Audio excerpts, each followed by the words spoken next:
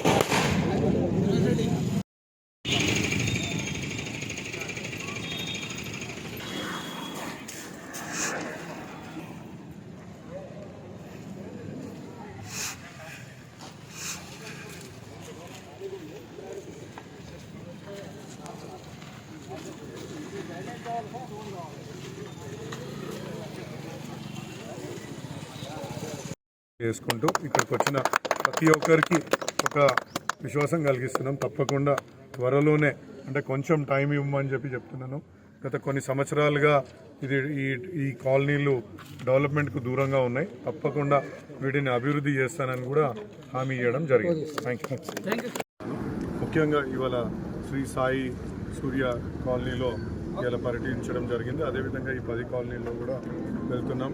ఇక్కడ అనేక సమస్యలు ఉన్నాయి. ముఖ్యంగా రోడ్లు, డ్రైనేజీలు అనేది మేజర్ సమస్యగా ఇక్కడ మారింది. ఇక్కడ అనేక ఇండ్లకు శాంక్షన్ ఇస్తున్న జిహెచ్ఎంసి ఎంతో పెద్ద ఎత్తున డెవలప్మెంట్ ఛార్జెస్ కూడా కలెక్ట్ చేస్తూ ఇక్కడ రోడ్స్, డ్రైనేజెస్ని ఏర్పాటు చేయకపోవడం నిజంగా చాలా ఆశ్చర్యకరంగా ఉంది. తప్పకుండా ఇవి డీసీ ఆఫీస్కి వెళ్ళి వీటినన్నింటినీ కూడా ఫోటోగ్రాఫ్తో సహా వాళ్ళకు అన్నీ కూడా సమర్పించి వీటి గురించి పరిష్కరించే దిశగా అడుగులేస్తామని చెప్పేసి ఈ సందర్భంగా తెలియజేసుకుంటూ ఇక్కడికి వచ్చిన